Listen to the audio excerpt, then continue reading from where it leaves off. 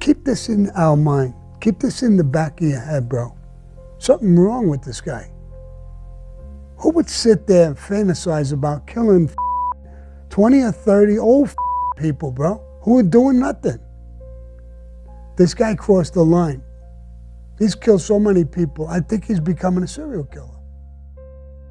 Le 10 janvier 1983, un membre de la famille criminelle Gambino de New York se rend à la maison de Patty Testa, un membre important du réseau de vol de voitures des Gambino et un associé de l'homme en question.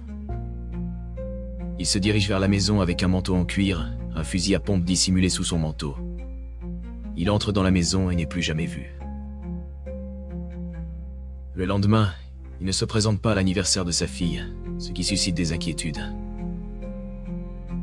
10 jours plus tard, il est retrouvé abattu, gelé et mort dans le coffre de sa berline.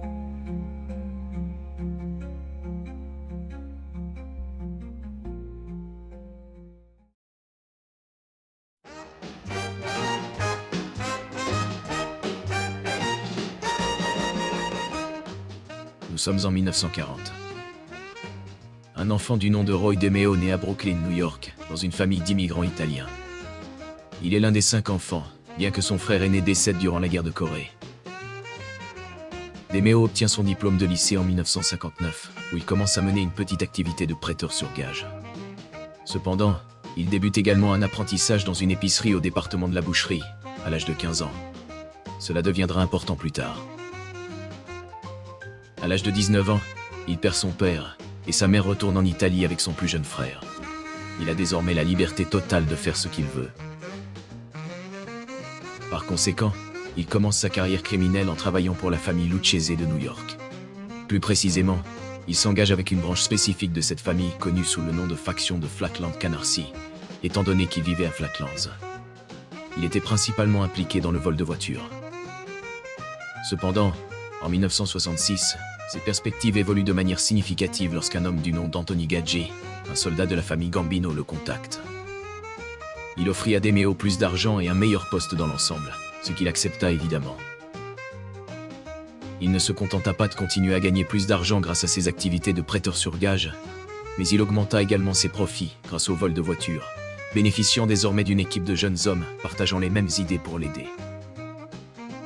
En 1966, il rencontre un jeune homme juif du nom de Chris Rosenberg, alors qu'il vend de la marijuana dans une station-service locale. Il était de 9 ans plus jeune que DeMeo, devenant ainsi une sorte de mentor pour lui.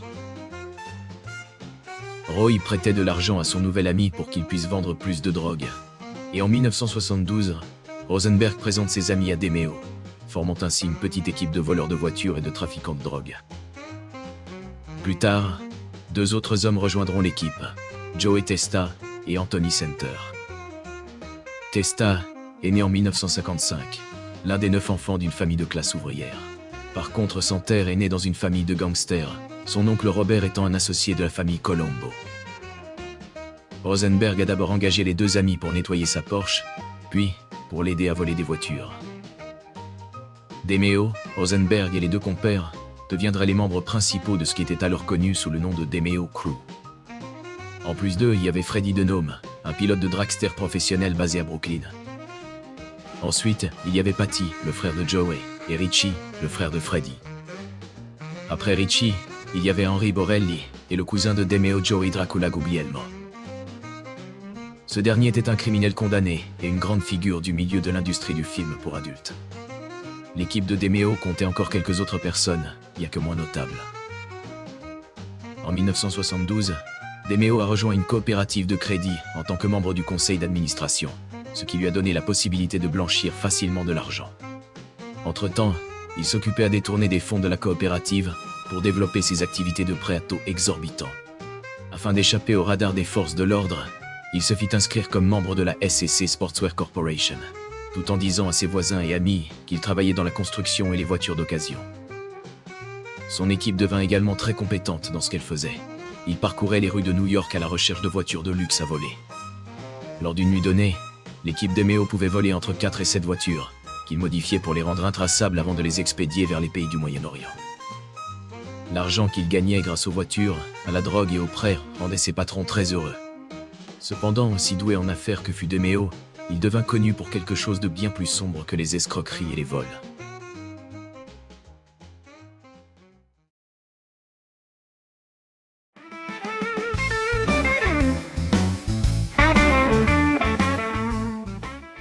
Nous sommes en 1973.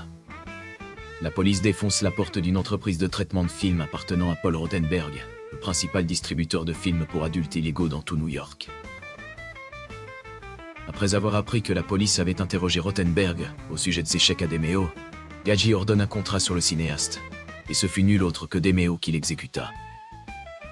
3 semaines après, DeMeo poursuivit Rothenberg dans une ruelle de Long Island et lui tira dessus avec un pistolet silencieux de calibre 38. Grâce à ses compétences en boucherie, DeMeo réussit à cacher le corps avec succès. Mais Rothenberg ne serait pas son seul contrat. Fin 1974, DeMeo entra en conflit avec Andrew Katz, le propriétaire d'un atelier de réparation automobile qui travaillait avec lui.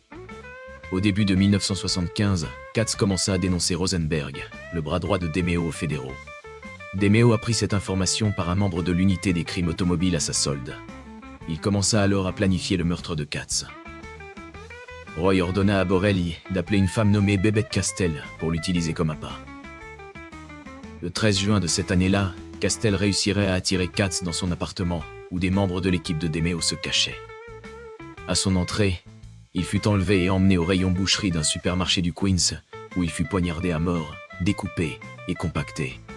Ils l'ont ensuite emballé et se sont débarrassés des preuves. 2 jours plus tard, le corps fut découvert et identifié, et un message avait été envoyé. Tout au long des années 1970, DeMeo et ses associés deviendront connus comme une équipe de tueurs expérimentés et impitoyables, maîtrisant le processus du meurtre et la disparition de leurs victimes. Toute personne qui devait disparaître rapidement était envoyée à DeMeo dans le principal repère de son gang, le Gemini Lounge. C'est ainsi que sa technique d'assassinat a été baptisée la méthode Gemini. Cette méthode était un processus en plusieurs étapes. Cela commençait par attirer la victime à son insu au Gemini Lounge à Brooklyn, puis à l'appartement à l'arrière du bâtiment. L'appartement, surnommé l'Hôtel de l'Horreur, appartenait à Dracula. Là, DeMeo s'approchait silencieusement de la victime et lui tirait dans l'arrière de la tête avec un pistolet silencieux. Un de ses complices enveloppait rapidement la blessure avec une serviette pour limiter l'écoulement de sang au minimum. Rosenberg redirigeait le flux sanguin en poignardant la victime au cœur, puis il drainait le sang de la victime dans une baignoire. Et vous pouvez imaginer ce qui se passait ensuite. Une fois l'opération terminée, les morceaux étaient jetés dans la décharge de Fountain Avenue, où il était pratiquement impossible de les retrouver. Bien sûr, parfois le gang devait légèrement modifier ses méthodes. Si le meurtre était censé faire passer un message plutôt que de faire disparaître quelqu'un, il plaçait la victime à un endroit où elle pouvait être découverte par la police ou des passants. Dans l'ensemble, tout le processus était terrifiant. DeMeo est devenu tellement obsédé par le meurtre que d'autres soldats et capitaines eux-mêmes meurtriers ont commencé à le craindre.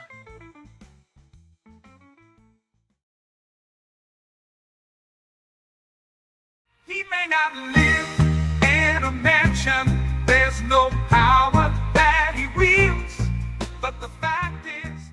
À la fin de l'année 1975, l'empire criminel de DeMeo prit une nouvelle dimension. Son appétit pour la violence et la dépravation ne cessant de croître. Une opportunité se présenta lorsqu'un tenancier de maison close au New Jersey se trouva dans l'incapacité d'honorer ses dettes usuraires. DeMeo saisit cette occasion pour devenir copropriétaire de l'établissement, étendant ainsi son influence dans le monde interlope. Il étendit son réseau illégal dans l'industrie pornographique, exploitant sa récente acquisition pour diffuser des contenus extrêmes et illicites.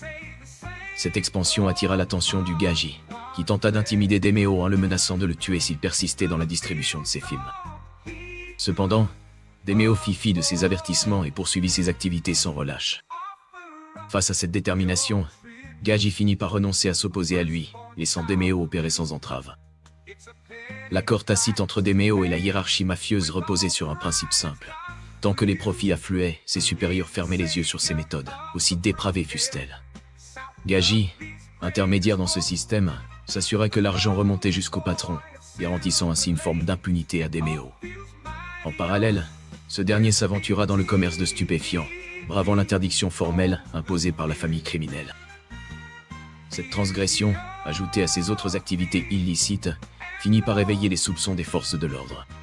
les autorités commencèrent à porter une attention particulière à ce criminel, dont l'audace semblait n'avoir aucune limite. Vers la fin de l'année 1975, les finances de DeMeo attirèrent l'attention de l'IRS.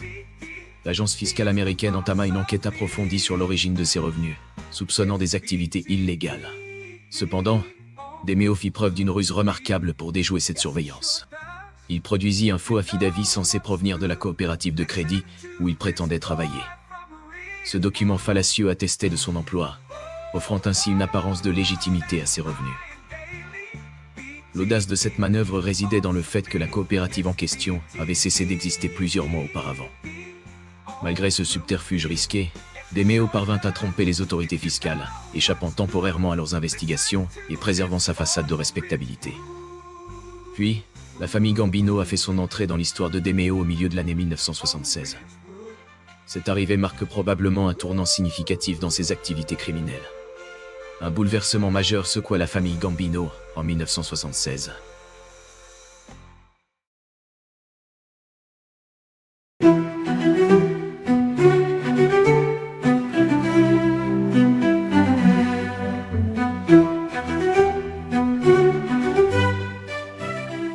Carlo Gambino, qui dirigeait la famille depuis longtemps, succomba subitement à une crise cardiaque. Cette disparition inattendue créa un vide au sommet de l'organisation criminelle. Dans ce contexte de succession, Paul Castellano, surnommé Big Paulie, émergea comme le successeur naturel. À 60 ans, Castellano jouissait d'une solide réputation au sein de la famille, reconnu pour sa fidélité et son expertise dans les activités criminelles sophistiquées, notamment les délits en col blanc. L'ascension de Castellano eut des répercussions immédiates sur la hiérarchie, notamment pour l'équipe de DeMeo. Le premier changement significatif fut la promotion de Gaggi, qui passa du statut de simple soldat à celui de capitaine. Cette promotion laissait présager une réorganisation plus large au sein de la structure criminelle, avec des implications potentielles pour les activités de DeMeo et son équipe. L'arrivée de Castellano au pouvoir ne se traduisit pas par une intégration immédiate de nouveaux membres. Il opta plutôt pour une restructuration en profondeur de l'organisation familiale. Cette approche reflétait la nature même de Castellano, un criminel sophistiqué plus à l'aise dans les milieux d'affaires et les cercles huppés que dans les ruelles sombres du crime de rue. Cette orientation col blanc de Castellano engendra un fossé culturel au sein de la famille. Il avait tendance à considérer les hommes de main, ceux qui opéraient dans la rue, comme des brutes sans finesse ni intelligence. Dans ce contexte, la réputation grandissante de DeMeo posait un problème particulier. Sa notoriété croissante pour sa cruauté et son penchant pour la violence extrême ne cadrait pas avec l'image plus polissée que Castellano cherchait à donner à ses opérations. La brutalité de DeMeo, loin d'être un atout, devenait potentiellement un handicap dans cette nouvelle configuration du pouvoir mafieux. Se rendant compte en 1977 que sa consécration n'aurait pas lieu, DeMeo sombra dans le désespoir. Cette situation le conduisit à une initiative audacieuse. Il entreprit de rassembler les communautés italiennes et irlandaises.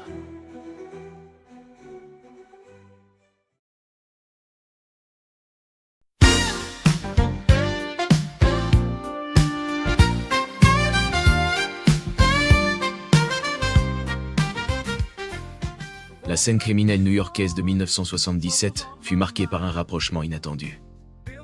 En quête d'influence, DeMeo se tourna vers les Westies, une importante mafia irlandaise. Mickey Spillane, à la tête des Westies, s'était aventuré sur un terrain glissant en racketant le chantier du centre Javits, provoquant l'ire de Castellano. Cependant, lorsque Spillane disparut en 1977, James Coonan prit le contrôle de la mafia irlandaise de l'ouest de Manhattan, et DeMeo y vit une nouvelle opportunité d'affaires. Il convainquit Gaggi de s'unir avec les Westies, et après une réunion avec Coonan, Castellano parvint à un accord avec les Irlandais. Les Westies acceptèrent de devenir un bras fort des Gambino et de verser 10% de leurs bénéfices totaux. L'alliance forgée par DeMeo porta ses fruits en 1977. Les Westies, en échange de leur loyauté, se virent offrir une part lucrative du gâteau syndical contrôlé par la famille italienne. Cette manœuvre stratégique apaisa Castellano, ouvrant à DeMeo les portes de la consécration tant convoitée. Fraîchement adoubé, il se vit confier un rôle crucial, celui de pont entre sa famille d'adoption et leurs nouveaux alliés irlandais. Les meurtres ne s'arrêtèrent cependant pas. En 1977, l'équipe de DeMeo exécuta Jonathan Quinn et sa petite amie, qu'ils croyaient collaborer avec les autorités, et ils jetèrent les corps publiquement comme un message. Puis, En 1978, le premier membre de l'équipe fut tué. Un membre nommé Ed Grillo s'était endetté envers DeMeo, et DeMeo craignait qu'il ne se tourne vers les autorités. En conséquence, ils l'exécutèrent selon la méthode Gemini. L'affaire Rosenberg marqua un tournant critique pour l'équipe DeMeo. Ce proche collaborateur, presque un fils pour DeMeo, plongea le groupe dans le chaos suite à une transaction de drogue maladroite avec des Cubains de Floride. L'exécution impromptue de ces derniers à New York déclencha la colère du cartel, exigeant réparation sous peine de représailles sanglantes. Gage y voulait que Rosenberg disparaisse, mais DeMeo ne pouvait pas se résoudre à le faire. De tous les gens, Rosenberg était pratiquement le fils de DeMeo. C'était un homme qu'il ne pouvait pas tuer. Cependant, en raison de ses actions, DeMeo devint de plus en plus paranoïaque. Pendant des mois, cette peur ne fit que croître, altérant son jugement et sa prudence habituelle. Autrefois maître de son destin, il se retrouvait à présent prisonnier de ses propres angoisses, sur le point de commettre une erreur qui allait s'avérer fatale.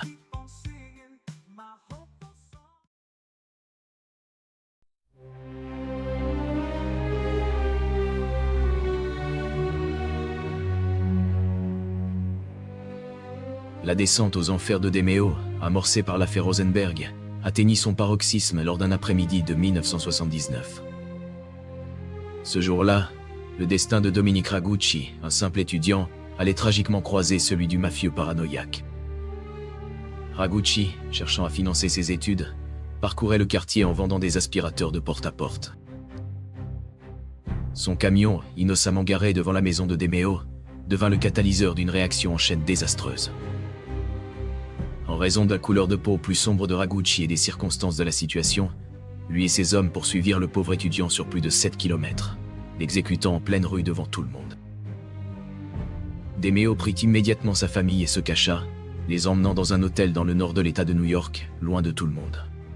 Lorsqu'il apprit qu'il avait tué un adolescent innocent, cette révélation le plongea dans une profonde dépression. Pendant des semaines, rongé par la culpabilité et le remords, il perdit l'appétit, incapable de se nourrir correctement. Cela a également empiré sa relation avec sa femme.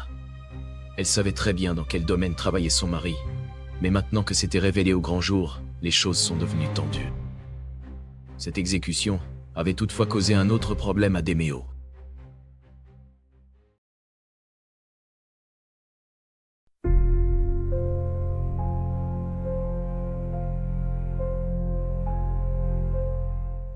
L'incident Ragucci fut la goutte d'eau qui fit déborder le vase pour Gaggi, le supérieur de DeMeo.